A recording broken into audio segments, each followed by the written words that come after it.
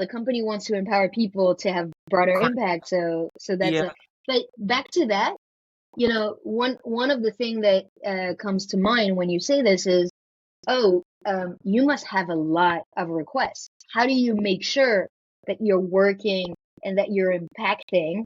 And that goes to savings maybe, or sort of speed, but the largest ticket items, how do you make sure that you're not sort of drawn out into volume and still as a procurement function? And you said you're quite small because you're only three, right? Yeah. Um, make sure that you're the most impactful possible.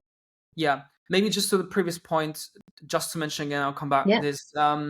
If you have a bad process, if it's very complicated to reach out to you, if it's just the intake of the whole experience, it's not that people will do it but will not like it. They will just not do it at all, right?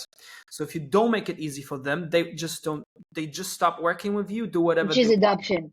Which Yeah, is yeah. adoption is the first problem Correct, to correct. solve. Hear it often. We like, oh, we don't know why the users don't do it. We created a lot of explanation videos and tutorial conference pages. Here's a guideline. There's a screen recording.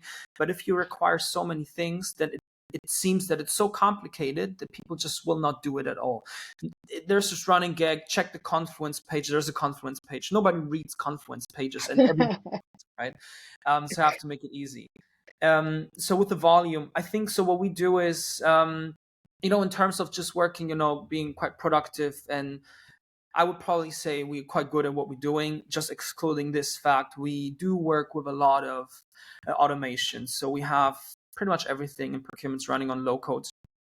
So work with the platform, and all the manual steps are called monkey work. Creating a PO, creating a vendor, onboarding it, sending out an NDA, saving the document, uploading, creating a PO. All of this is pretty much automated as much as possible. So we do have our human controls and simple steps, but we don't do the manual works, and this is a lot. It's a lot of things. My previous company, we had 2 full-time employees just doing these kind of things, Yeah, right? yeah. We see that a lot. Yeah, and this doesn't happen with us. So one example, we have like a freelancer process. If you want to hire onboard a freelancer, you just go on to Jira, fill out.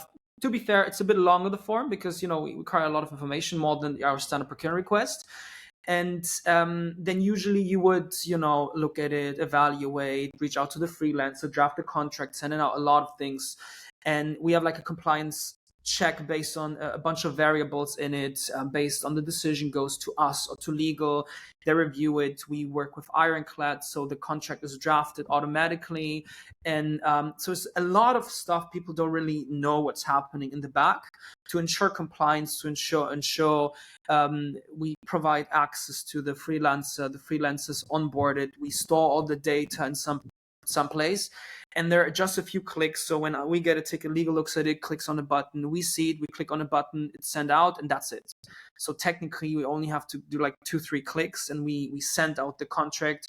Since the archiving, everything is automated, right? And I think if we would not automating stuff, you probably would need about 5 more headcounts, because it's a lot of things, right? We think over I don't know a number, but tens, a lot of freelancers just as probably onboarded, and would definitely taken way longer if we would need to draft everything ourselves. So I'd probably say really automation first, wherever we can do it.